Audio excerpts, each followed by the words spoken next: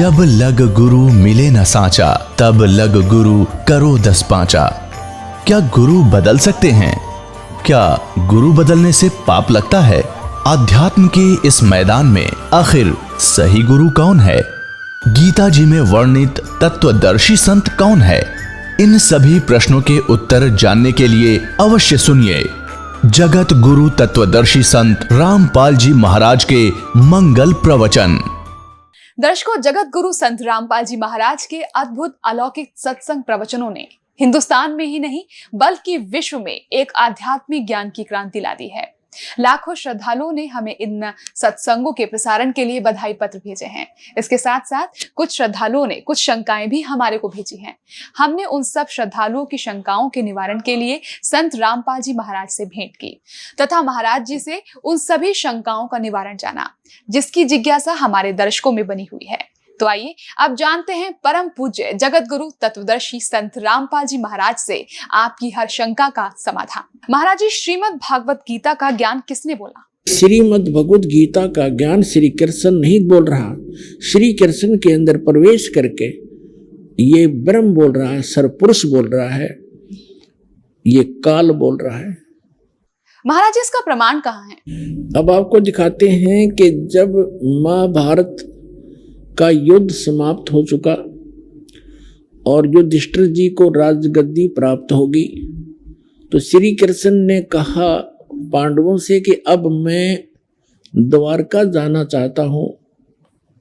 तब अर्जुन ने कहा कि भगवान, आप जी ने जो युद्ध के समय मुझे ज्ञान सुनाया था, श्रीमद् भगवत गीता जिसको कहते हैं, वो बुद्धि के दोष से मैं भूल गया। उसी ज्ञान को प्रभु एज इट इज सुनाना, फिर से सुनाना, हमें एक सत्संग करके जाना, ताकि हम आपके द्वारा दिए गए वचनों के आधार से हम अपना आगे राज्य भी करें और जीवन भी सफल करें। तो उसके विषय में आपको दिखाते हैं। ये है संक्षिप्त महाभारत द्वितीय खंड, गीता प्रेस गोरखपुर से प्रकाशित है।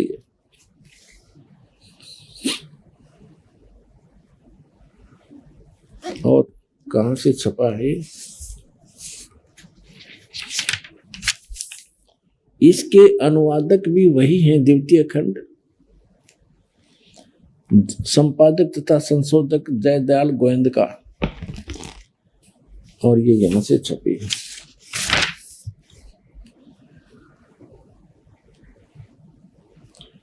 अब हम इसके आपको 667 पृष्ठ पर ले चलते हैं। ये है 667 पृष्ठ।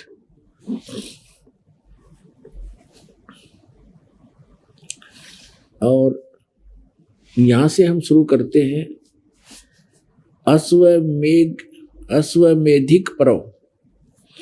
अर्जुन का श्री कृष्ण से गीता का विषय पूछना और कृष्ण का अर्जुन से सिद्ध महर्षि और कश्यप का संवाद।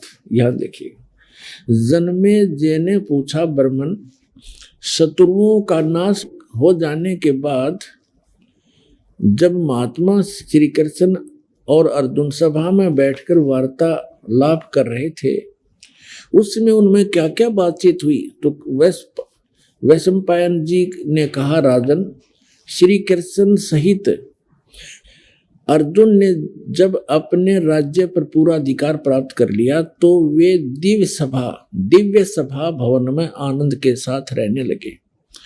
एक दिन सज्जनों से घिरे हुए वे दोनों मित्र स्वेच्छा से घूमते घूमते सभा मंडप के ऐसे भाग में पहुंचे जो स्वर्ग के समान सुंदर था। पांडुनंदन अर्जुन श्री कृष्ण के साथ रहकर बहुत प्रसन्न थे। उन्होंने एक बार उस रमणीय सभा की ओर दृष्टि डालकर भगवान से ये वचन कहा, देवकी नंदन, जब युद्ध का अवसर उपस्थित था उसमें मुझे आपके माध्यम का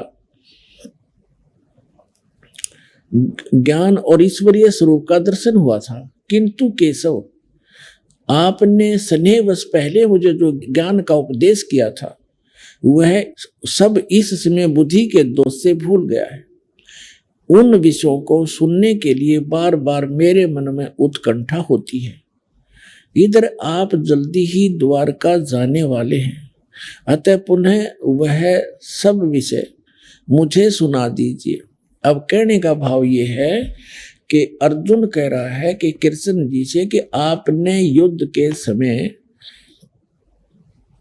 जो मुझे गीता वाला ज्ञान बताया था, मैं बुद्धि के दोष से भूल गया, मुझे वही ज्ञान फिर बताओ।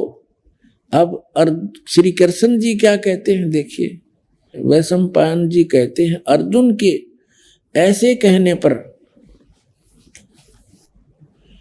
वक्ताओं में श्रेष्ठ महातेजस्वी भगवान श्री कृष्ण ने उन्हें गले से लगाकर इस प्रकार उत्तर दिया।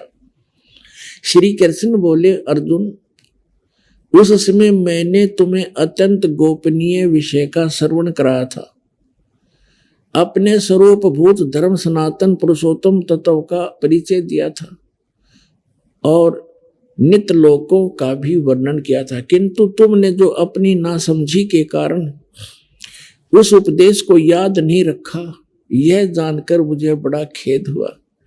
इन बातों को अब पूरा पूरा समझ होना संभव नहीं जान पड़ता। श्री कृष्ण जी के बोल हैं, ये सुन जानते पढ़ियो। पांडुनंदन, निश्चय तुम बड़े श्रद्धाहीन हो, तुम्हारी बुद्धि अच्छी नहीं जान पड़ती। अब मेरे लिए उस उपदेश को ज्यों का त्यों दोहरा देना कठिन है, क्योंकि उस समय योग युक्त होकर मैंने परमात्म तत्व का वर्णन किया था। पुण्यात्माओं, ये भी एक विचलित आत्मा होती है।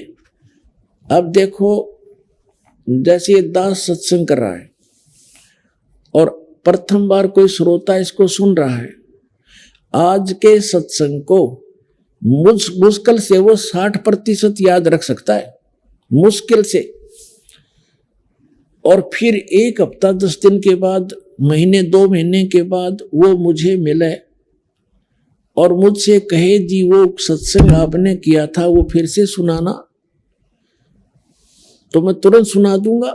यदि मैं अपने होश हवास में बोल रहा हूं और मैं ये कहूं कि तेरी बुद्धि अच्छी नहीं है, तू श्रद्धाहीन व्यक्ति है, तूने वो सत्संग याद क्यों नहीं रखा, और मैं ये कहूं मुझे तो अब याद नहीं, कोई बात हुई या? इसे सिद्ध है कि श्री कृष्ण नहीं बोल रहा था गीता का ज्ञान, उसके अंदर वो काल बोल रहा था प्रवेश करके। अब उसको कुछ भी याद नहीं। फिर कहता उससे मैंने योग युक्त होकर के वो ज्ञान बोला था। योग युक्त का अर्थ होता है परमात्मा से कनेक्ट हो जाना। इसे सिद्ध है कि परमात्मा कोई अन्य है जिससे वो कनेक्ट होने की बात कर रहा है। और जब युद्ध के मैदान में इसे भयंकर स्थिति में योग युक्त हो सकता है, अब पीस माइंड पीस है, उस टाइम तो शांति है, तो उसमें और जल्दी हो जाना चाहिए था योग युक्त, जबकि बिजली गिर गई। वास्तविकता यह है कि श्री कृष्ण जी ने योग ज्ञान पता ही नहीं ना उन्होंने बोला। उन्होंने फिर आगे इसमें अपने सत्र का ज्ञान दे रखा, वो गीता से मेल भी नहीं खाता। इससे आगे गीता है अलग से लिखी हुई है, वो तो गीता से मेल भी नहीं खाता, कैख भी नहीं मिलता आपस में। तो कहने का भाव यह है कि श्री कृष्ण में प्रवेश कर कईयों काल बोल रहा था। इसके बहुत से प्रमाण हैं। जैसे अब पहले तो ये प्रसंग क्लियर करता हूं कि जैसे अब श्री कृष्ण में प्रवेश करके काल बोला था, और ये काल कौन है? ये ब्रह्मा विष्णु महेश के पूज्य पिताजी हैं। और गीता अध्याय नंबर 4 के श्लोक नंबर 5 और 9 में ये क्या कहता है कि अर्जुन, तेरे और मेरे बहुत जन्म हो चुके, तू नहीं जानता, मैं जानता हूं। मेरे जन्म और कर्म अलौकिक हैं। इसके कर्म अलौकिक कैसे है? जैसे श्री कृष्ण में प्रवेश करके प्रेत की तरह गीता का ज्ञान बोल दिया। अब आज तक यही रट लगा रखी थी, श्री कृष्ण जी ने गीता बोली, श्री कृष्ण जी ने गीता बोली, और बोली काल ने कृष्ण जी को तो पता भी नहीं मैंने बोला क्या था गीता में। श्रीमद् भगवत गीता अध्याय नंबर 7 के श्लोक नंबर 24 और 25 में ये स्पष्ट करता है गीता ज्ञानदाता कि अर्जुन, ये बुद्धिहीन मनुष्य जो सामने खड़े हैं आज, ये सोच रहे होंगे कि मैं श्री कृष्ण हूं। ये मुझ अव्यक्त को व्यक्तिम आपनम मनन्ते अबुझा, मुझ अव्यक्त को, व्यक्त माने गुप्त रहता हूं, मैं अपनी योग माया से छुपा रहता हूं, कभी किसी के सामने नहीं आता। और श्री कृष्ण जी तो सामने खड़े थे, श्री कृष्ण होते ये वचन कहते तो सामने खड़े थे, वो छुपे का। तो ये कहता मैंने प्रतिज्ञा, मेरी ये अटल प्रतिज्ञा है तो ये घटिया, पर मैं ये मेरी अटल प्रतिज्ञा, अविनाशी प्रतिज्ञा है, मैं कभी किसी के सामने नहीं आता। तो ये क्या करते रहे, जैसे आपने आपको बहुत बार दिखाया है श्री शिव पुराण के अंदर, शिव महापुराण के अंदर, वो रुद्र संहिता के अंदर आता है, एक बार ब्रह्मा और विष्णु का इस बात पर युद्ध हो गया। ब्रह्मा जी कहते हैं मैं सारी सृष्टि का रचनहार हूं और आपकी भी उत्पत्ति मेरे से हुई है, विष्णु जी को कहते हैं। और विष्णु जी कहते हैं कि आप मेरी नाभि कमल से उत्पन्न हुए हो, मैं सबका, सारी सृष्टि का रचने वाला मैं हूं, सबका पिता हूं, तू मेरा पुत्र है। ब्रह्मा जी कहते विष्णु जी के तू मेरा पुत्र है। अब इनको ये भ्रम कैसे हुआ, इनको ये भ्रम ऐसे होता है जैसे ऋषि लोगों ने समाधिस्थ होने की चेष्टाएं की और इसने प्रतिज्ञा कर रखी है मैं कभी अपने ओरिजिनल रूप में दिखाई नहीं दूंगा, किसी को दर्शन नहीं दूं।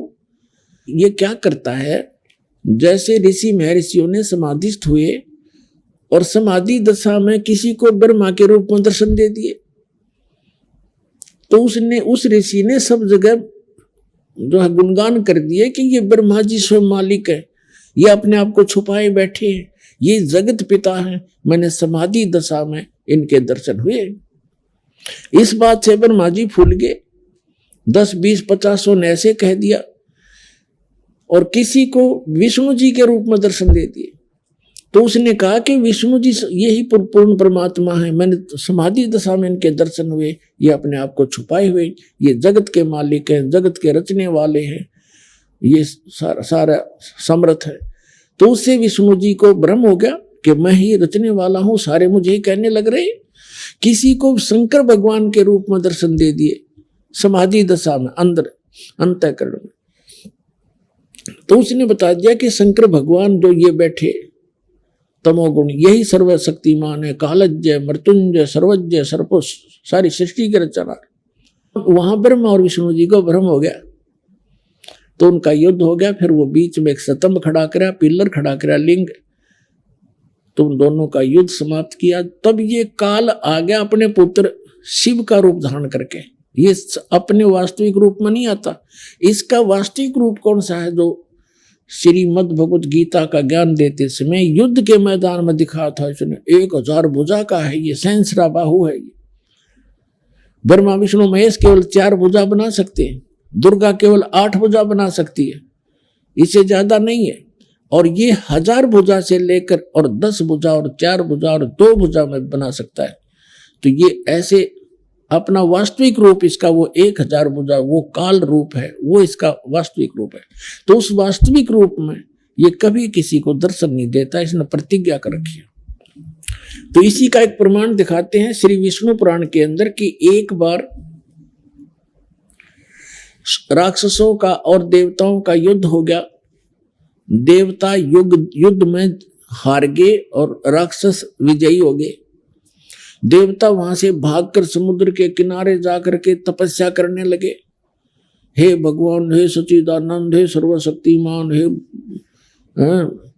शेषया पर विराजमान होने वाले, वो लगे साधना, वो करने लगे स्तुति। तो विष्णु रूप धारण करके यूं काल आ गया और इसने उनसे कहा कि तुम्हारा जो भी अभिष्ट है, जो तुम्हारे मन में जो तुम्हारे दुख है, वो मैंने जान लिया है और मैं ऐसे ऐसे करूंगा। पढ़ के सुनाता हूं आपको, फिर अच्छा समझ में आएगा।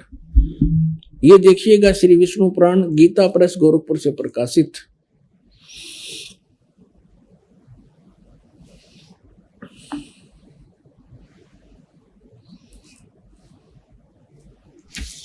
इसके अनुवादक कौन है? अनुवादक श्री मुनीलाल गुप्त, श्री मुनीलाल गुप्त। और ये कहाँ से प्रकाशित है, कहाँ से छपी है? ये यहीं से प्रकाशक व मुद्रक हैं, गीता प्रेस, गोरखपुर, गोविंद भवन कार्यालय, कोलकाता का संस्थान। ये इनके फोन और फैक्स में। ये है चतुर्थ अंश और ये 233 पृष्ठ पे हम यहां पढ़ेंगे। पुरिंजय का भी एक दूसरा नाम पढ़ा। यहां लिखा कि पूर्व काल में त्रेता युग में एक बार अति भीषण देव असुर संग्राम हुआ। देवताओं और राक्षसों का युद्ध हुआ। उसमें महाबलवान दैत्य गण से पराजित हुए देवताओं ने भगवान विष्णु की आराधना की। तब आदि अनंत शून्य अशेष जगत प्रतिपालक श्री नारायण ने देवताओं को प्रसन्न होकर कहा, आप लोगों का जो कुछ अभिष्ट है वह मैंने जान लिया है। उसके विषय में यह बात सुनिए। राज ऋषि ससाद का जो पुरंजय नामक पुत्र है, उस अक्षत्रिय श्रेष्ठ के शरीर में मैं अंश मात्र से अवतीर्ण होकर, यानी कुछ समय के लिए उसमें प्रवेश करूंगा, इस पुरंजय के शरीर में होकर उन संपूर्ण दैत्यों का नाश करूंगा। तुम लोग पुरंजय को दैत्यों के वध के लिए तैयार करो। अब कहता है मेरे कर्म अलौकिक हैं। ये कर्म अलौकिक क्यों हैं कि पुरंजय के अंदर जो पुरंजय को खड़ा कर लिया, असुर और देवता आमने सामने युद्ध के लिए खड़े हो गए और यूं काल जो है पुरंजय के शरीर में प्रवेश कर गया और वो राक्षसों को मार डाला। अब और दिखाता हूं 243 पृष्ठ पे चतुर्थ अंश ही चल रहा है, अध्याय 3 का श्री विष्णु पुराण 242 पृष्ठ पे तीसरा अध्याय। यह है पूर्व काल में रसातल में मोने नामक 6 करोड़ गंधर्व रहते थे। उन्होंने समस्त नाग कुल के प्रधान रतन और अधिकार छीन लिए थे। गंधर्वों के पराक्रम से अपमानित उन नागेश्वरों द्वारा स्तुति किए जाने पर उसके स्वर्ण करने से जिनकी विकसित कमल सदृश आंखें खुल गई हैं, निंद्रा के अंत में जागे हुए उन जलसाई भगवान सर्वदेवेश्वर को प्रणाम कर उनसे नागगण ने कहा, भगवान इन गंधर्वों से उत्पन्न हुआ हमारा भय किस प्रकार शांत हो। तब आदि अनंत भगवान पुरुषोत्तम ने कहा, यु काल आ गया विष्णु रूप धारण करके, योनासव के पुत्र मान धाता का जो पुरकुत्स नामक पुत्र है उसमें प्रविष्ट होकर मैं उन संपूर्ण दुष्ट गंधर्वों का नाश कर दूंगा। यानी पुरकुत्स में प्रविष्ट करके उसमें प्रवेश होकर भूत की तरह बढ़कर प्रेत की तरह प्रवेश होकर के मैं संपूर्ण गंधर्वों का नाश कर दूंगा। इति सिद्धम के ये काल ऐसे अलौकिक कर्म करता है। इसी प्रकार इसने श्री कृष्ण में प्रवेश करके गीता जी का ज्ञान बोला है। समझदार को संकेत पर्याप्त है। अब दास आपको सुनाने जा रहा है कि गीता ज्ञान दाता 7वें अध्याय के 12वें श्लोक में कहता है कि जो कुछ भी रजोगुण से उत्पन्न होने वाला भाव है, यानी सृष्टि जिससे होती है, रजोगुण के प्रभाव से प्रत्येक प्राणी इतना प्रेरित होता है कि संतानों उत्पत्ति करता है। और सतोगुण से होने वाला भाव है, यानी सतोगुण से एक दूसरे में प्रेम मोह ममता, उससे मोह जागृत होता है, ममता बनती है एक दूसरे। और तीसरे से संहार क्रोध तमोगुण, जो तमोगुण से होने वाला यानी शिवजी से होने वाला जो भाव है वो संहार है। इन तीनों जो कुछ भी हो रहा है उसका निमित्त कारण मैं हूं, गीता ज्ञानदाता कहता है। ये काल है। आपको सृष्टि रचना में बहुत बार सुनाया है और कभी फिर सुनाएंगे। इसको एक श्राप लगा हुआ है इस ब्रह्म को, सरपुरुष को। 1 लाख मानव शरीरधारी प्राणियों का यह नित्य आहार करता है। इसने एक ब्रह्मांड के अंतिम छोर में 21 में, इसका 21 ब्रह्मांड का लोक है, पूरा 21 ब्रह्मांड, इसके 21वें ब्रह्मांड के अंतिम छोर में इसने एक ऐसा स्थान बना रखा है जहां कोई नहीं जाकर देख सकता। एक तपतशिला है, उसके ऊपर 1,00,000 मानव शरीरधारी प्राणी डेली वहां भुने जाते हैं। ये शरीर तो यहाँ रह जाता है, इसके अंदर एक सूक्ष्म शरीर है, उसके अंदर तो सारे जीवन में हम खाते हैं पीते हैं, जो भी व्यसन करते हैं उसका सूक्ष्म अंश लिप्त हो जाता है, और वहां इतनी गर्म है वो तपतशिला, उसके ऊपर डालकर उसके अंदर से गंध निकाला जाता है। जीव मरता नहीं, वहां मरता नहीं जीव, तो उसको ये खाता है।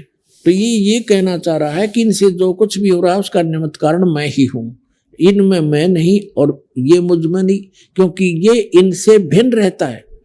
अब यहाँ प्रसंग चला है तो इसमें सिद्ध करते हैं कि रजगुण ब्रह्मा है, सतगुण विष्णु है, तमगुण शिव जी, तब ये आगे प्रसंग चलेगा। अब देखिएगा शिव पुराण से सिद्ध करते हैं, ये देखिएगा।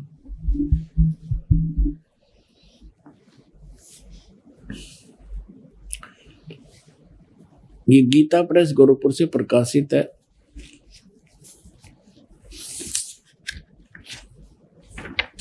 संपादक हैं इसके, ये देखिएगा, संपादक है हनुमान प्रसाद पोदार, और ये कहां से, ये यहां से प्रकाशित है। ये है रुद्र संहिता और संक्षिप्त शिव पुराण, पृष्ठ नंबर 110 पे, गीता प्रेस गोरखपुर से प्रकाशित, सचित्र मोटा टाइप। इस प्रकार ब्रह्मा विष्णु और रुद्र, इन 3 देवताओं में गुण हैं, यानी रजगुण ब्रह्मा, सतगुण विष्णु, तमगुण शंकर, इन 3 देवताओं में गुण है, परंतु शिव गुणातीत माने गए हैं, वो इन तीनों से अलग हैं। और यही गीता अध्याय नंबर 7 के श्लोक नंबर 12 में स्पष्ट कर रहा है कि इन तीनों गुणों से जो कुछ भी हो रहा, रजगुण से होने वाले भाव, सतगुण से होने वाली स्थिति, रजगुण से होने वाली उत्पत्ति और शंकर से होने वाले संहार, इन तीनों का, इनका मूल कारण तो मैं ही हूं, मेरे कारण ही हो रहा, क्योंकि इसको 1,00,000 जीव मानव शरीरधारी प्राणी रोज खाने पड़ते हैं। और फिर ये कहता मैं इनमें नहीं और ये मुझ में नहीं। अब ये खुद यहां भी खुद कह रहा है कि वो इनसे न्यारे हैं, भिन्न हैं। अब ये कंसेप्ट और क्लियर करना पड़ेगा। यहाँ एक और शंका उत्पन्न हो जाएगी कि ब्रह्मा विष्णु रुद्र, तो रुद्र अन्य भी है, एक जो 8 रुद्रों का, 11 रुद्रों का सरदार है, वो रुद्र अलग है, और उन सभी रुद्रों का मुखिया ये शंकर भी है, तमोगुण शंकर, इसलिए इसको भी रुद्र कहते हैं, और 11 रुद्र अन्य भी है। तो ये भी यहाँ स्पष्ट करना पड़ेगा कि ये ब्रह्मा विष्णु रुद्र और ये महेश इनसे अलग है, ये इनका पिता। ये देखिएगा, एक समय जैसे दास ने बताया था कि ब्रह्मा और विष्णु का आपस में इस बात पर युद्ध हो गया। ब्रह्मा जी कहने लगे तू मेरा पुत्र है विष्णु जी से, और विष्णु जी कहने लगे तू मेरा पुत्र है। इन दोनों का झगड़ा हो गया, तो इनके बीच में एक लिंग खड़ा कर दिया, स्तंभ, तेजो में स्तंभ, और ये फिर युद्ध करना बंद कर गए, उसके और छोर को खोजने में लग गए। फिर वहां अपने पुत्र शिव के रूप में ये खुद आकर खड़ा हो गया, ये काल भगवान। और फिर इनको कैसे संबोधित करता है ब्रह्मा और विष्णु को, सुनिएगा। ये देखिएगा विद्वेश्वर संहिता, ये है विद्वेश्वर संहिता और संक्षिप्त शिव पुराण 24 पृष्ठ पे। ये तो थोड़ा सा सीन देखें, यहाँ ब्रह्मा और विष्णु के बीच में ये लिंग खड़ा कर दिया, स्तंभ तेजो में। और फिर यहां आकर के क्या बोला, ब्रह्मा और विष्णु ने पूछा प्रभु सृष्टि आदि 5 कर्तों के लक्षण क्या हैं, ये हम दोनों को बताइए। भगवान शिव बोले ये काल है इनका पिता। भगवान शिव बोले मेरे कर्तों को समझना अत्यंत गहन है, यद्यपि तथापि मैं कृपा पूर्वक तुम्हें उनके विषय में बता रहा हूं। अब अपने 24-25 पे पढ़ लिया, अब 26 पे पढ़ते हैं, अपने मतलब की बात पढ़ेंगे।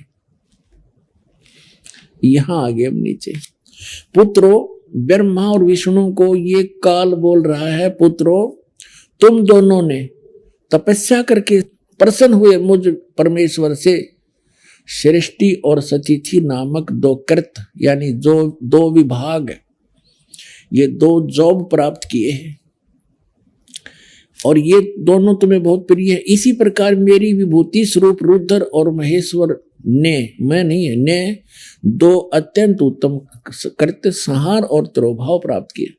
अब देखो ये ब्रह्मा विष्णु तो ये हो गए दोनों पुत्र, रुद्र और महेश्वर ये इन दोनों से न्यारे यानी चार हो गए, और बोलने वाला वो इनका पिता इनसे अलग है। अब यहां फिर और देखते हैं, स्पष्ट हो जाता है। यहां देखो, मैंने पूर्व काल में अपने स्वरूप भूत मंत्र का उपदेश किया है जो ओंकार के रूप में प्रसिद्ध है और वह महामंगलकारी मंत्र है। सबसे पहले मेरे मुख से ओंकार ओम प्रकट हुआ जो मेरे स्वरूप का बोध कराने वाला है। ओंकार वाचक है, मैं वाच्य हूं, यह मंत्र मेरा स्वरूप ही है। प्रतिदिन ओंकार का निरंतर स्मरण करने से मेरा ही सदा स्मरण होता है। मेरे उत्तरवर्ती मुख से आकार का, पश्चिम मुख से उकार का, दक्षिण मुख से मकार का और पूर्ववर्ती मुख से बिंदु तथा मध्यवर्ती मुख से नाद का प्राकट्य हुआ। इस प्रकार 5 अवयव से युक्त ओंकार का विस्तार हुआ है। इन सभी अवयव से एकीभूत होकर यह प्रणव ओम नामक एक अक्षर हो गया। अब यहां हमने देखना है कि ये ओम एक अक्षर जो है ये ब्रह्मा विष्णु महेश के पिताजी का है। और वो कौन है? वो ब्रह्म है, वो काल है। ये ब्रह्म का मंत्र है ओम। गीता अध्याय नंबर 8 के श्लोक नंबर 13 में ये गीता ज्ञानदाता गीता बोल रहा है। इसे ये भी स्पष्ट होता जाएगा। ओम इति एकाक्षरम ब्रह्म व्यवहारण मामनुसमरण। ये देखिएगा, अब हमने शिवपुराण रख दिया, श्रीमद् भगवत गीता उठा लिया। गीता प्रेस ग्रुप से प्रकाशित है। 8वें अध्याय का 8वां अध्याय श्रीमद् भगवत गीता, ये 13वां श्लोक यहां शुरू होता है। ये 13वां श्लोक यहां पर है। इसमें क्या है? ओम इति एकाक्षरम ब्रह्म व्यवहारण माम अनुसमरण ये प्रयाति तजन देहम स याति परमाम गतिम। गीता ज्ञानदाता कह रहा है कि माम ब्रह्म, मुझ ब्रह्म का ओम इति एकाक्षरम, यह ओम एक अक्षर है, नथिंग एल्स।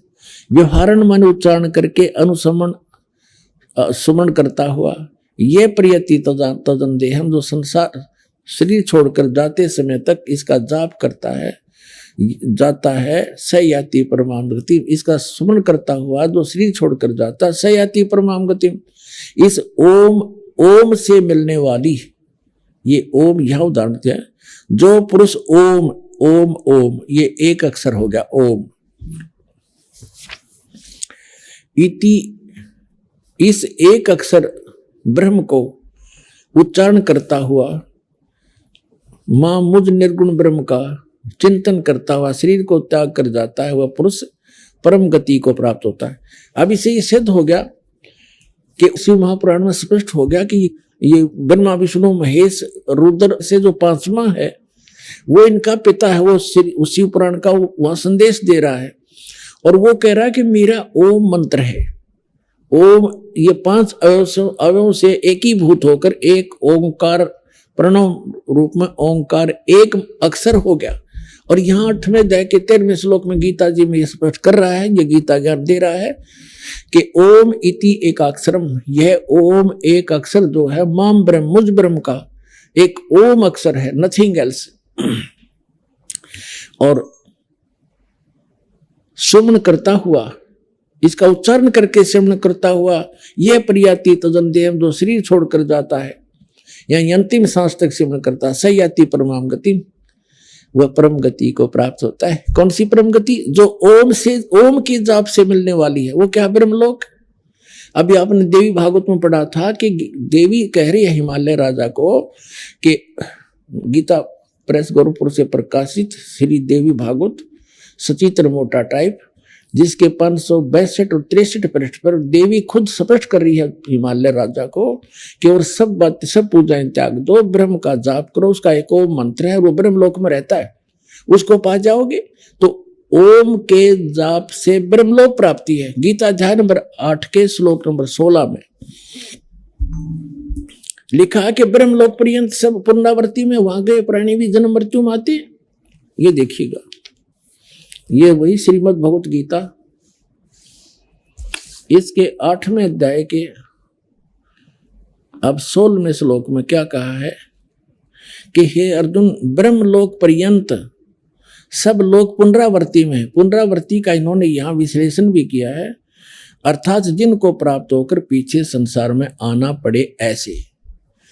तो इसे सिद्ध हो गया कि इससे भी परम गति नहीं हुई, क्योंकि जन्म मृत्यु है तब तक वो ये जीव सुखी नहीं हो सकता। और गीता अध्याय नंबर 15 के श्लोक नंबर 4 में कहा है कि तत्वदर्शी संत और तत्व ज्ञान की प्राप्ति के उपरांत परमेश्वर के उस परम पद की खोज करनी चाहिए, जहां जाने के बाद साधक फिर लौटकर कभी संसार में नहीं आते। इसे सिद्ध है कि श्री कृष्ण नहीं बोल रहा था गीता का ज्ञान, उसके अंदर वो काल बोल रहा था प्रवेश करके।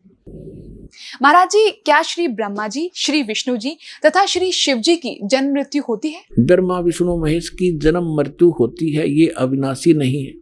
महाराज जी, इसका प्रमाण कहाँ है? देखिएगा, श्रीमद् देवी भागवत 3रा स्कंद, ये गीता प्रेस गोरखपुर से प्रकाशित है। ये देखिएगा, इसके ये सचित्र मोटा टाइप, केवल हिंदी, संपादक हनुमान प्रसाद पोदार, चिमनलाल गोस्वामी, और ये यहां से प्रकाशित है, मुद्रित और प्रकाशित। ये गीता प्रेस गोरखपुर से है। गीता भवन कार्यालय कोलकाता का संस्थान, गीता प्रेस गोरखपुर। इसके 123 पृष्ठ पर ले चलते हैं आपको, बिल्कुल 2 मिनट में सारी कहानी समझ में आ जाएगी। 123 पृष्ठ पे ये 3रा स्कंद। भगवान विष्णु अपनी माता दुर्गा की महिमा स्तुति करते हुए, उनकी स्तुति करते हुए बोल रहे हैं, तुम शुद्ध स्वरूपा हो, यह सारा संसार तुम से उद्भासित हो रहा है। मैं ब्रह्मा और शंकर, हम सभी तुम्हारी कृपा से विद्यमान हैं। हमारा आविर्भाव माने जन्म, तिरोभाव माने मृत्यु। हमारा तो जन्म और मृत्यु हुआ करता है, केवल तुम ही नित्य हो, जगत जननी हो, प्रकृति और सनातनी देवी हो। ये प्रकृति शब्द याद रखना कि दुर्गा को प्रकृति भी कहते हैं। जिस समय दास आपको श्रीमद् भगवत गीता में यह सिद्ध करेगा कि ब्रह्मा विष्णु महेश की उत्पत्ति दुर्गा से हुई है और वेदों गीता में वर्णित है, उस समय प्रकृति शब्द आपका काम आओगा कि प्रकृति दुर्गा को कहते हैं।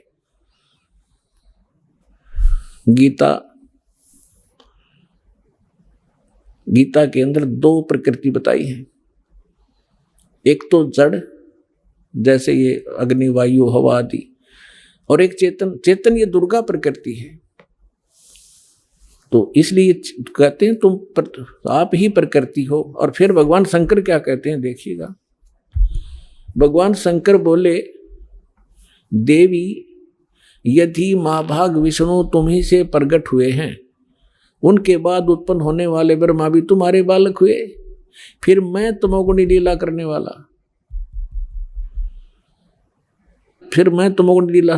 वाला, शंकर क्या तुम्हारी संतान नहीं हुआ? अर्थात मुझे भी उत्पन्न करने वाली तुम ही हो शिवे। संपूर्ण संसार की सृष्टि करने में तुम बड़ी चतुर हो। इस संसार की सृष्टि, स्थिति और संहार में तुम्हारे गुण सदा समर्थ हैं। उन्हीं तीनों गुणों से उत्पन्न हम ब्रह्मा विष्णु एवं शंकर नियमानुसार कार्य में तत्पर रहते हैं। अपने आत्माओं, इस पवित्र पुराण के चंद पंक्तियों ने 4-5 कंसेप्ट क्लियर कर दिए। नंबर 1, ब्रह्मा विष्णु महेश की जन्म मृत्यु होती है, ये अविनाशी नहीं है।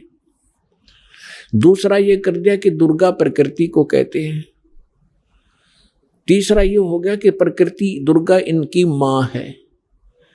और चौथा ये हो गया कि रजगुण ब्रह्मा है, सतगुण विष्णु, तमगुण शिव जी। और पांचवा ये हो गया कि ये भगवान केवल वर्क डन दे सकते हैं, जैसा जिसका कर्म है इसमें ये कोई परिवर्तन नहीं कर सकते। ये इससे सिद्ध हो गया। अब ये सिद्ध हो गया कि ब्रह्मा विष्णु महेश नासवान है। आइए अब हम उन श्रद्धालुओं के अनुभव जानते हैं जो जगत गुरु तत्वदर्शी संत रामपाल जी महाराज जी से दीक्षा प्राप्त कर चुके हैं तथा उनके द्वारा बताए गए भक्ति मार्ग पर चल रहे हैं। नमस्कार सर। सत साहिब। क्या शुभ नाम है जी आपका? मेरा नाम सुधीर दास। सुधीर दास जी, कहाँ से आए हैं आप? मैं ग्राम झिंदुआ, तहसील बर्थना, जिला इटावा, उत्तर प्रदेश का रहने वाला हूँ। सर, परम संत सतगुरु रामपाल जी महाराज की शरण में आने से पहले आप कौन सी भक्ति करते थे? परम संत रामपाल जी महाराज की शरण में आने से पहले मैं श्रीमद् भागवत कथा किया करता था, और उस कथा को करके हम अपने आप को बहुत बड़ा विद्वान समझते थे और बहुत ही ये सोचा करते थे कि मैं जो कर रहा हूँ, हरि की भक्ति भी हो रही है और पेट का धंधा भी हो रहा है। लेकिन संत रामपाल जी महाराज की शरण में आने के बाद ये पता चला था कि मैं तो बहुत ही पाप इकट्ठा कर रहा हूँ। सर, आप कथावाचक थे, श्रीमद् भागवत कथा आप करते थे, भगवत गीता जी की कथा आप करते थे और अपने आप को एक बहुत बड़ा विद्वान समझते थे और इससे आपकी रोजी रोटी भी चलती थी और आप समझते थे कि ये भगवान की भक्ति भी साथ साथ हो रही है। तो फिर सर आप परम संत सतगुरु रामपाल जी महाराज की शरण में कैसे आए? संत रामपाल जी की शरण में आने से पहले मैं कथा भागवत जो करता था, तो ये एक बड़ी लंबी कहानी है, बड़ी रोचक कथा। मैं कथा भागवत करने के उद्देश्य से बम्बई में गया हुआ था, तो ट्रेन में मैं चल रहा था। वहाँ पर मुझे ये पुस्तक भक्ति सौदागर को संदेश मिली। हमारी दो बहनें थीं जो उस ट्रेन में जो पुस्तक बांट रही थीं, तो एक तो मतलब जो टेम्पलेट ले रखा था उन्होंने और पीछे से दूसरी पुस्तक लेकर के चल रही थीं।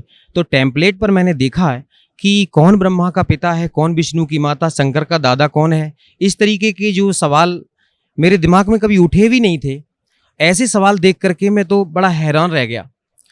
और जब मैंने पूछा, मैंने कि भाई ये पुस्तक कहाँ मिलेगी, तो उन्होंने इशारा किया कि वो पीछे हमारी बहन जी आ रही हैं, वो आपको ये पुस्तक देंगी। तो मैंने वो पुस्तक ले ली। पुस्तक को जैसे ही संयोग से मैंने खोला तो उस पर ये संसार रूपी उल्टा वृक्ष का चित्र जो छपा हुआ था, उस चित्र को देख करके मैंने देखा उस पर जड़ पर पूर्ण ब्रह्म परमेश्वर कबीर साहब की तस्वीर लगी हुई थी।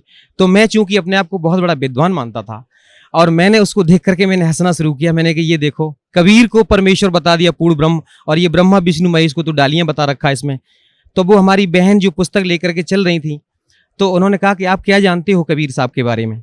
मैंने कि मैं सब कुछ जानता हूँ, ये तो एक जुलाहा थे और लहर तारा तालाब के किनारे नीरू और नीमा को पड़े हुए मिली थे, ये तो किसी विधवा ब्राह्मणी के पैदा हुए थे। तो वो कहने लगी कि आप मूर्ख हो। मैं उस समय, जैसे आज ये पैंट शर्ट पहन रखे हैं मैंने, उस समय तो मैं कुर्ता और धोती में रहता था, क्योंकि मैं अपने आप को बहुत बड़ा वक्ता मानता था। मैंने कहा कि मैं तो सब कुछ जानता हूँ, आप ऐसे कहते हो, मैं तो कथावाचक हूँ। वो हमारी बहन बोले कि आप कुछ नहीं जानते हो, आप मूर्ख हो। इस शब्द को सुन करके मैंने अपने आप को वहाँ उस भरी ट्रेन में बड़ा अपमानित महसूस किया। मैंने सोचा, मैंने चलो ज़्यादा बात को नहीं बढ़ाऊंगा। मैंने कहा बहन जी आपकी पुस्तक कितने की है? कि बोले 10 रुपये की। मैंने वो पुस्तक ले ली और पुस्तक को पढ़ना शुरू किया। तो जहाँ मैं जा रहा था, थोड़ी ही पुस्तक पढ़ पाई, तब तक मैं वहाँ पहुँच गया और उस घर में जहाँ मेरा प्रोग्राम था वहाँ पहुँच गया मैं। फिर उसको मैंने स्टेप बाय स्टेप जब पढ़ना शुरू किया, तो कभी तो मन में आता, बोले कितना घटिया लिखा है इसमें, तो गलत लिखा है, ऐसा नहीं है, वैसा नहीं है। बड़े दिमाग में उल्टे सीधे प्रश्न आ रहे थे। लेकिन फिर जैसे जैसे पढ़ते गए तो बर्दाश्त जब नहीं हुआ, एक जगह जाकर के मुझे रुक जाना पड़ा। उसमें लिखा था कि द्रौपदी का चीर कृष्ण ने नहीं बढ़ाया था, वो पूर्ण ब्रह्म परमेश्वर कबीर साहब ने बढ़ाया था। तो चूंकि मैंने तो यही पढ़ रखा था जो शास्त्रों में लिखा था कि कृष्ण भगवान ने चीर बढ़ाया है, तो मैं इस चीज को देख करके बड़ा हैरान हो गया और मैंने सतलोक आश्रम बरवाला के लिए उस पुस्तक पर लिखे हुए फ़ोन नंबर तुरंत डायल कर दिए। और यहाँ पर जो हमारे कोई भगत जी ने फ़ोन उठाए, उन्होंने कहा, मैंने उनसे पूछा, मैंने कि आपके यहाँ से ये पुस्तक छपी हुई है भक्ति सौदागर को संदेश? बोले हाँ जी छपी हुई है। तो आपने उसमें पृष्ठ संख्या इतने पर ये कैसे लिख दिया है कि ये कृष्ण ने चीर नहीं बढ़ाया? तो वो कहने लगे कि भगत जी बिल्कुल सही है, आप पहले पूरी पुस्तक पढ़ो, ज्ञान समझो, और जो भी शंकाएं हो आप यहाँ आ जाइए और मैं आपकी सारी शंकाएं समाधान कर दूंगा। मैंने कहा आप कुछ नहीं है, इस तरीके से तो आपने गलत बोल रखा है, ऐसा नहीं है, कहीं कोई प्रमाण नहीं है। बोले कि सब कुछ प्रमाण सहित मिल जाएगा, आप यहाँ आओ। तो मैंने फिर उस पुस्तक को फिर पढ़ना शुरू किया, क्योंकि मैं एकादशी व्रत भी रहता था। और जैसे इस गीता प्रेस गोरखपुर से प्रकाशित एक पुस्तक चलती है वहाँ से जो एकादशी महात्म के नाम से, तो वो पुस्तक मैंने पढ़ी। उस पुस्तक में मैंने ये पढ़ रखा था कि एकादशी का व्रत एक तरफ और दुनिया के सारे व्रत एक तरफ, यानी कि सबसे बड़ा व्रत होता है। और राजा अम्बरीश की कथा सुनाया करता था जब मैं मंच पर बैठ करके, तो उसमें जो दुर्वासा ऋषि जैसे ऋषि के छक्के छुड़ा दिए थे उन्होंने, तो वो भी एकादशी का व्रत ही रखते थे, ऐसा उसमें लिखा हुआ था। तो मैं ये मानता था कि ये व्रत सबसे सर्वश्रेष्ठ है। लेकिन जब ये पुस्तक पढ़ी भक्ति सौदागर को संदेश, उसमें ये पता चला कि ये व्रत रखना तो ये मना किया हुआ गीता में, फिर तो ये शास्त्र विधि को ताक करके मनमाना आचरण हो गया। अब मेरी समझ में ये आने लगा कि वास्तव में सच्चाई तो कुछ है, लेकिन चूंकि मैं अपने आप को बहुत बड़ा विद्वान मानता था, इसलिए सेट नहीं कर पा रहा था अपने आप को। अब मैं बहुत दुखी हो गया, इतना दुखी उस संयोग से, उस समय एकादशी ही थी, उस दिन मैंने व्रत कर रखा था और अपनी जो भी दैनिक पूजा पाठ कर रखी थी जो थी वो करने के बाद में भोजन भी नहीं किया था, जल भी ग्रहण नहीं किया था। अब मैं बड़ा हैरान था, इतना दुखी मैं अपने आप को ये सर्टिफाई नहीं कर पा रहा था कि ये जो पुस्तक में लिखा हुआ ये सत्य है या जो मैंने अभी तक पढ़ा वो सत्य है। ऐसी उधेड़ बुन में पूरा समय निकल गया, रात हो गई, अब मुझे नींद नहीं आ रही थी। मैं इतना दुखी, जैसे किसी को पुत्र शोक हो जाता है, उससे भी बढ़कर के मुझे इतना दुख था कि वास्तव सच्चाई क्या है। ये ऐसे ही मतलब सोचते पता नहीं मेरी कब आंख लग गई और उसी समय सपने में हमारे परम पूजनीय सदगुरुदेव जी के रूप में परमात्मा स्वयं आकर के हमसे कहने लगे, बोले बेटा ये जो आज तुझे ये मार्ग प्राप्त हो रहा है ये है सच्चा मार्ग, वो अभी तक जिस मार्ग पर तू चल रहा था ये झूठा है बिल्कुल। इसको देखने के बाद में मैंने एकदम से मेरी आंख खुल गई, देखा उस समय सुबह के 4 साढ़े 4 बजे का समय था। मैं चूंकि जानता था कि ये ब्रह्म मुहूर्त का समय है और मैंने निश्चय किया कि ये जो मार्ग अब प्राप्त हो रहा है, ये जो पता चला है ये सच्चा मार्ग है। तो मैंने एकदम से अपने आप को सेट किया, मैंने कि अब चाहे कुछ भी हो जाए मैं अब सतलोक आश्रम बरवाला जाऊंगा।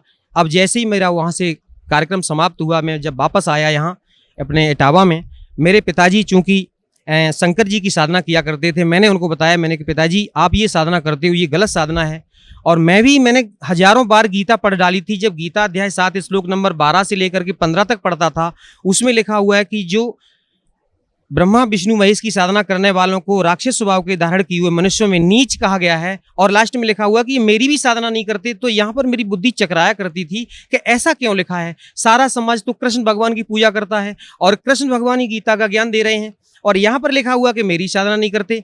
और फिर जब गीता अध्याय 4 के श्लोक नंबर 34 में जब पहुंचता, उसमें लिखा हुआ कि उस ज्ञान को तू किसी तत्वदर्शी संत के पास जाकर के समझ। तो यहाँ मैं सोचा करता था कि वो तत्वदर्शी संत कौन होगा, कैसा होगा। मैं सत्य बता रहा हूँ भगत जी कि जब मैं कहीं मंच पर बैठ करके कथा कर रहा होता और मेरे सामने से कोई कथा सुनने के वाला कोई भी संत या महात्मा आया करता, तो मैं ये देखा करता था, मेरे दिमाग में एकदम से आती कि कहीं ये वो तत्वदर्शी संत तो नहीं है जो गीता जी का ज्ञान दे रहे हैं। ऐसे मतलब जो बताया कि उस ज्ञान को जाकर के, परमात्मा ज्ञान को उनसे जाकर के समझो। लेकिन पढ़ते रहते थे, समझ में कुछ नहीं आता था। कृष्ण भगवान को अपना इष्ट मानते थे। कई बार मैं कृष्ण भगवान के सामने बैठ करके रोया करता था कि हे परमात्मा, आप तो कुछ भी करते हो, कुछ भी कर सकते हो, आप तो सुख के दाता हो, लेकिन मुझे सुख नहीं मिला था। मेरे पिताजी जो शंकर जी की साधना करते थे, सारा जीवन उन्होंने बगैर नहाए धोए कभी जल भी ग्रहण नहीं करते थे, इतना मतलब भक्ति करते थे शंकर भगवान की। और उनके जीवन पर अगर हम थोड़ा सा प्रकाश डालना चाहेंगे कि उनके जीवन में कभी सुख नहीं मिला। जब उन्हें किसी प्रकार का कोई सुख नहीं मिला, भक्ति इतनी ज्यादा करते थे, लेकिन आध्यात्मिक लाभ तो बहुत दूर रहा, वैसे भी कोई उनको लाभ नहीं हुआ। भरी जवानी में उनकी आंखें खराब हो गईं, इतने दुखी रहते थे, साधना करते थे, फिर भी आगे चल करके धीरे धीरे, हम 2 भाई थे, हमसे बड़े भाई जो थे वो भी हमारे भाई और भाभी दोनों लोग चल बसे। उनके जीवन में इतना कष्ट आया, इतना कष्ट मिला उन्हें, कभी कोई सुख नहीं मिला, क्योंकि इतना उनको दुख मिला और भक्ति फिर भी चलती रही। मेरी माताजी भी शेरावाली की भक्ति करते थे और हम भी बचपन से ही पता नहीं कैसे अपने को सेट किए हुए थे। कृष्ण भगवान को, विष्णु भगवान को, शंकर जी की जैसी साधना हमारे घर में चल रही थी, हम भी उसी साधना को कर रहे थे। लेकिन उस साधना से ना तो मुझे कोई लाभ हुआ, ना हमारे परिवार वालों को, उल्टा कष्ट पर कष्ट ही आते रहे। और हम प्रार्थना किया करते थे कि मालिक मुझे सुख दे। जब मैं कथा भागवत करने लगा तो मैंने ये सोचा कि मेरे ऊपर अब कृष्ण भगवान ने बड़ी दया की है, क्योंकि अब तो ये हमारा धंधा भी चलने लगा था, पैसा भी मिलता था, इज्जत सम्मान सब कुछ मिलने लगा। तो अब मेरी समझ में ये आ रही थी कि इन कृष्ण भगवान ने ही मुझे सब कुछ दे रखा है, सारा सुख दे दिया, ये सुख के दाता हैं। लेकिन फिर भी मन में कहीं ना कहीं अशांति जरूर रहती थी। तो मैंने अपने पिताजी से आकर के बताया, मैंने कहा पिताजी जो आप साधना कर रहे हो ये तो इसमें पुस्तक में लिखा हुआ कि सब गलत साधना है। जब मैंने उस पुस्तक को पढ़ करके उनको सुनाया, पहले तो वो नहीं माने, बोले कि बिल्कुल झूठ है ये। लेकिन जब मैंने क्रम से उस पुस्तक को पढ़ करके सुनाया, सृष्टि रचना पढ़ के सुनाई, तो सारी कहानी उनके समझ में आई। पिताजी को इतनी तड़प बनी कि चलो जल्दी करो। उस समय हम उनको लेकर के और सतलोक आश्रम बरवाला के लिए चले। तो हमारे गांव के और भी भगत लोग चल दिए, लगभग 12-15 लोगों को लेकर के हम यहाँ पर आ रहे थे। जैसे ही हम रोहतक में पहुंचे तो रोहतक में उतर करके हमने देखा, मैंने चलो अब ट्रेन का पता करता हूँ, यहाँ से कितने बजे मुझे ट्रेन मिलेगी। वो रोहतक की जो ट्रेन थी वो उधर भिवानी की तरफ जा रही थी, इसलिए मुझे वो छोड़नी पड़ी। तो लोगों ने बताया कि आपको यहाँ से ट्रेन मिलेगी जींद के लिए, आपको जींद जाना है। तो मैं अब ट्रेन का पता करने के लिए जैसे ही गया वहाँ पर, तब तक कुछ काल के ऐसे दूत लग गए, कुछ वहाँ पर आकर के हमारे जो साथियों को उन्होंने भ्रमित कर दिया। अरे कि आप कहाँ जा रहे हो? उन्होंने बताया कि मैं बरवाला जा रहा हूँ, संत रामपाल जी महाराज के आश्रम में जा रहा हूँ, सतलोक आश्रम में। तो उन्होंने कहा अरे वहाँ क्यों जाते हो? वो तो बहुत बड़ा जादूगर है, वो तो बहुत बड़ा तांत्रिक है, और वहाँ जाओगे तो फिर तो आपको इतना वो बसीभूत कर लेगा कि आपका दुनिया में कहीं मन नहीं लगेगा, बार बार भाग करके इधर आओगे। ऐसे कह करके उनको भ्रमित कर दिया। और मैं जैसे ही ट्रेन का पता करके आ रहा था, तब तक एक सज्जन कह रहे थे, बोले कि मेरी भक्तमती एक बार करौथा आश्रम में चली गई थी और उनको वहां पर प्रसाद दे दिया था। मैंने वो प्रसाद मैं उनको ग्रहण नहीं करने दिया, भैंस की नांद में फेंक दिया। तो वो मूर्ख कह रहा था कि वो भैंस खूंटा तोड़ करके सतलोक आश्रम करौथा में पहुंच गई थी, ऐसा जादूगर है वो। तो अब क्या हुआ, तो हमारे और जो साथी थे वो कहने लगे भाई तो हम नहीं जाएंगे वहां पर। तो मैंने उनसे कहा, मैंने कि आप लोगों की सबसे बड़ी भूल तो ये है कि आप विश्वास बहुत जल्दी करते हो। पहले तो आपने मेरी बात पर विश्वास किया, आप यहाँ तक आ गए, अब इन लोगों पर विश्वास कर रहे हो। ऐसा ना करो, आप पहले मेरी बात मानो, चलो हम जड़ तक चलेंगे, जहां सच्चाई का मतलब पता लगा के आएंगे कि वास्तव में सच्चाई क्या है। तो कुछ लोग नहीं माने, वो कहे नहीं हम तो घर जाएंगे। हम कहे तो भैया ठीक है, आपको जाना है तो जाओ। मैं और मेरे पिताजी, हम दोनों लोगों ने दृढ़ निश्चय किया कि हम लोगों को बिल्कुल जाना ही है और सच्चाई का पता लगा करके लौटेंगे। अब हम जैसे ही यहाँ बरवाला पहुँचे, बरवाला पहुँचने के बाद मैंने फ़ोन किया, मैंने कि मैं यहाँ पर रोडवेज बस स्टैंड पर खड़ा हूँ। तो यहाँ सतलोक आश्रम की वहाँ गाड़ी लेकर के जैसे ही पहुँचे भगत जी हमारे, हम लोगों को लेके आए। तो मन में बड़ी शांति आई कि भाई जी तो बहुत अच्छे लोग हैं। अब जैसे ही हमने अपने आप को ये सेट कर रखा था कि सतलोक आश्रम में पहुँचेंगे तो वो कोई जादू तांत्रिक होंगे, वो कुछ खाने पीने के लिए सामान देंगे जैसे उन्होंने बताया था, तो हम खाएंगे नहीं, चलो देख लेंगे वहाँ पर। लेकिन जैसे ही सतलोक आश्रम बरवाला में जैसे ही प्रवेश किया, वो पुराना वाला जो दौलतपुर रोड पर आश्रम है उसमें जैसे ही प्रवेश किया, मैंने वहां पर अपने बहुत से लोगों को देखा। ऐसा लगा कि इन लोगों से हम पता नहीं कितने दिनों से इनसे परिचित हैं, कितने दिनों से इनको जानते हैं। एक भगत जी हमारे पास आकर के एकदम से तुरंत हमसे गले लिपट गए, बोले भगत जी कितने दिनों बाद आप आए हो। ऐसा लगा कि इनको हम पता नहीं कितने दिनों से जानते हैं, और बड़ा अच्छा सा लगा। फिर उन्होंने मुझे सारी व्यवस्था दिखाई, नाम लिया, उपदेश लिया। मेरे ऊपर संत रामपाल जी महाराज की दया 11 अक्टूबर सन 2009 को हुई थी। उसके बाद में मालिक ने मेरे साथ बहुत चमत्कार किए।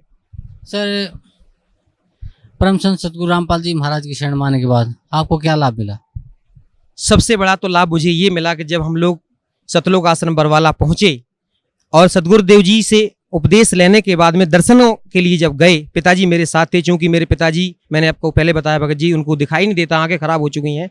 तो मैंने उनकी उंगली पकड़ करके ले जा करके दर्शन के लिए ले गया। तो मेरे पिताजी सतगुरुदेव की चरणों में फूट फूट कर रोने लगे। वो कहने लगे, बोले बेटा आप क्यों रोते हो?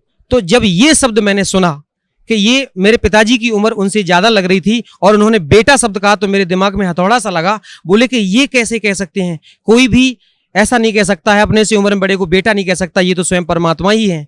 और मैंने जब दंडवत प्रणाम किया तो कहने लगे, बोले बेटा तू नहीं जानता है तुझे कैसे निकाला मैंने, ऐसे परमात्मा की शरण में तू आ गया है, तेरा उद्धार हो गया।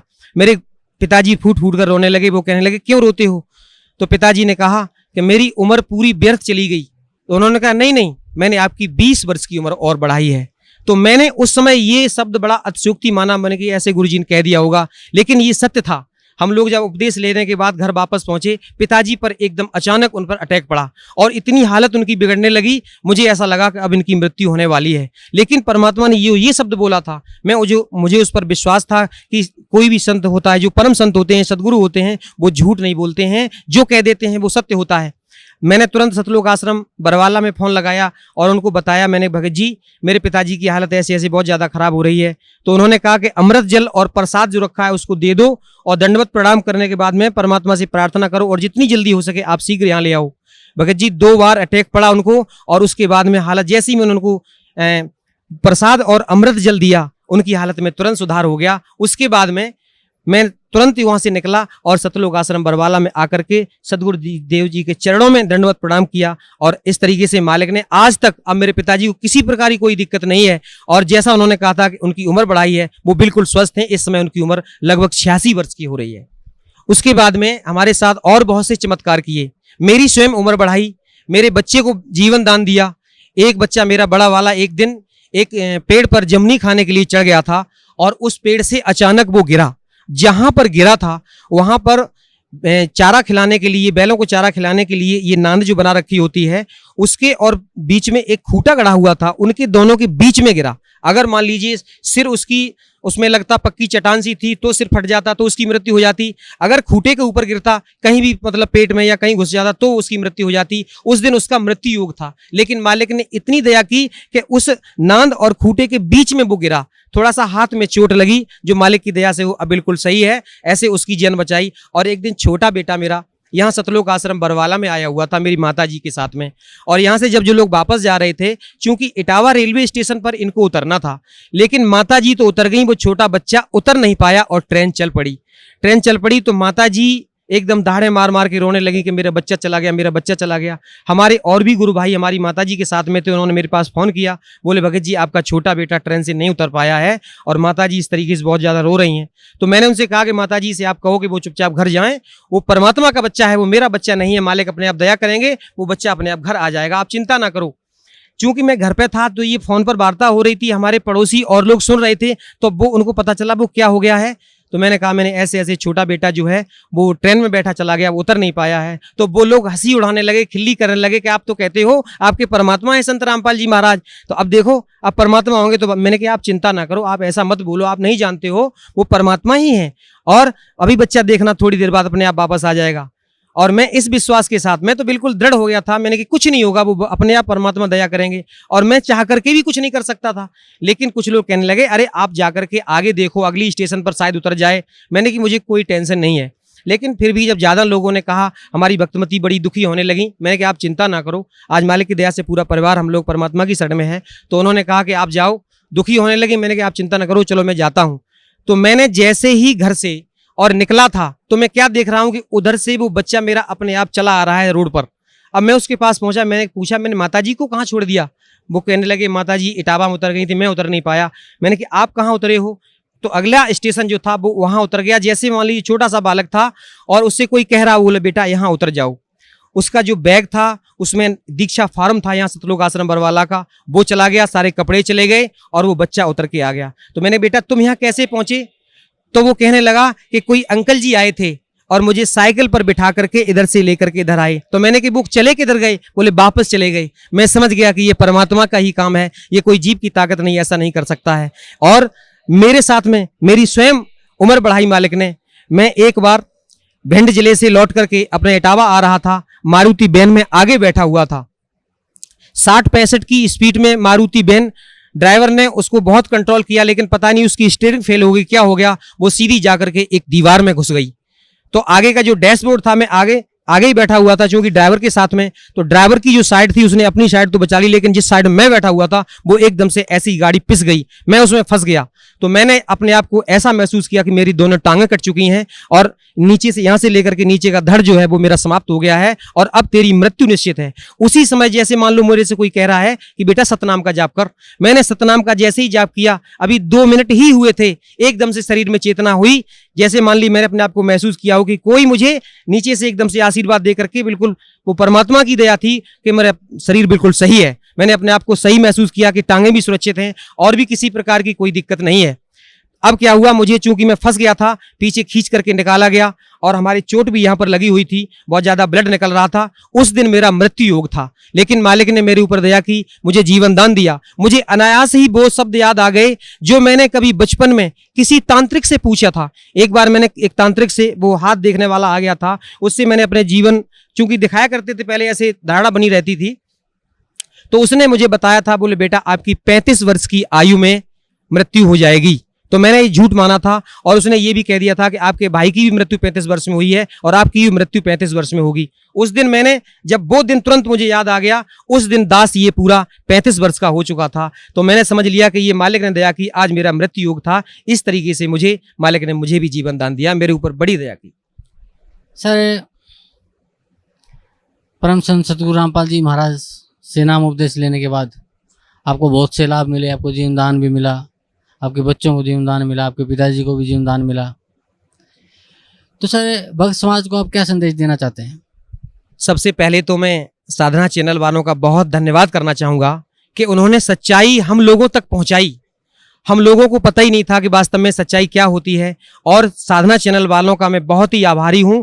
और खास तौर से मैं अपनी बहन नेहा शर्मा का धन्यवाद करना चाहूँगा कि जिस तरीके से उन्होंने हम लोगों के सामने उस कार्यक्रम को जो पेश किया है, उससे लोगों को बहुत अच्छी तरीके से समझ में आ रहा है। और साधना चैनल वालों का इतना धन्यवाद करना चाहूँगा कि उन्होंने सच्चाई को हम लोगों तक पहुँचाया, और मीडिया का काम भी यही है कि सच्चाई को सामने पहुँचाए। और भक्त समाज को ये संदेश देना चाहूँगा कि जो भी आज हमारे भाई जो राम कृष्ण विष्णु इनकी चक्कर में पड़े हुए हैं, जो हमारी तरीके से कथावाचक बन करके अपने आप को बहुत बड़ा विद्वान कह रहे हैं, मैं उनसे बार बार प्रार्थना करना चाहूँगा कि आप यहाँ सतलोक आश्रम बरवाला, जिला हिसार, हरियाणा में आओ। वो छोड़ दो झूठा नाम, और ये साधना करने से कोई लाभ नहीं है। और अपने आप को जो विद्वान मानते हो, आप विद्वान नहीं हो, आप पाप के भागी हो रहे हो। और सतलोक आश्रम बरवाला में स्वयं कबीर परमेश्वर के अवतार संत रामपाल जी महाराज आए हुए हैं। उनकी शरण में आने के बाद आपको कल्याण हो सकता है, नहीं तो विश्व में कोई भी संत, कहीं भी, कोई भी मंदिर मस्जिद में जाने से कोई भी आपका कल्याण नहीं कर सकता है। ये मैं सत्य कह रहा हूं, और ये बिल्कुल ये यथार्थ है कि परमात्मा की शरण में आने के बाद ही आपका कल्याण संभव है, नहीं तो कहीं कल्याण संभव नहीं है। ये झूठी कथा भागवत करने से या किसी तरीके से अपने आप को विद्वान साबित करने से अपने आप को धोखा दे रहे हो, ये मनुष्य जीवन बर्बाद कर रहे हैं अभी आप। ये पूर्व जन्म के संस्कार आपके हैं जो आपको मिले हुए हैं। तो मैं आपसे प्रार्थना करना चाहूंगा कि जो लोग भी साधना चैनल के माध्यम से हमारी इस बात को सुन रहे हैं, मैं सबसे ये संदेश पहुंचाना चाहूंगा कि बहुत जल्दी, शीघ्र अति शीघ्र, बिना किसी पल को गंवाए हुए सतलोक आश्रम बरवाला, जिला हिसार, हरियाणा में आइए और सतगुरुदेव रामपाल जी महाराज से नाम दीक्षा लीजिए और अपना कल्याण करवाइए। सत साई जी, धन्यवाद आपका बहुत। क्या शुभ नाम है जी आप जी का? भारत दास। भारत दास जी, कहाँ से आए आप? विकास कुंज लोनी, गाजियाबाद, यूपी। संत रामपाल जी महाराज से नाम उपदेश लेने से पहले आप कौन सी भक्ति करते थे? हम ब्रह्मा विष्णु महेश की भक्ति करते थे। तो जो भक्ति आप ब्रह्मा विष्णु महेश की करते थे, उससे आपको क्या लाभ मिलता था? हमें लाभ कुछ नहीं मिला, हानि मिली। ज़्यादा से ज़्यादा लाभ भी नहीं मिला, हानि मिली हमें। मैं 6 साल का था जब मैंने एक बर्थडे पे अपनी पार्टी खरीदी। उसके बाद अगले दिन ही मुझे दौरे पड़ने शुरू हो गए थे। फिर मेरे दौरे पड़ने लगे थे। मेरे पापा भी मेरे से परेशान हो गए थे कि मर ही जाए तो अच्छा ही है। संत रामपाल जी महाराज की शरण में आप कैसे आए? हमारे इधर एक भगत जी है रामपाल दास, उन्होंने मेरे पापा को समझाया। वो पापा जी यहाँ आए मेरे, फिर पापा जी हमें लेके गए, फिर हमने यहाँ से नाम लिया। संत रामपाल जी महाराज से नाम उपदेश लेने के बाद आपको क्या लाभ मिला? नाम लेने के बाद मुझे लाभ हुआ। मेरी जो बीमारी थी वो मेरी कम हो गई है। मेरे को बीमारी जो है वो मेरी अब एकदम मैं स्वस्थ रहता हूँ। ज़्यादा मेरे को दौरे नहीं पड़ते, मैं एकदम स्वस्थ हूँ। तो भगत समाज को क्या संदेश देना चाहते हैं आप? भगत समाज को मैं यही संदेश देना चाहता हूँ कि सतलोक बरवाला आश्रम में आइए। बंदी छोड़ सतगुरु रामपाल जी महाराज आए हुए हैं, पूर्ण परमात्मा आए हुए हैं। सभी भक्तों से प्रार्थना है कि बंदी छोड़ सतगुरु रामपाल जी महाराज की शरण में आए। जी, धन्यवाद आपका, बहुत बहुत धन्यवाद।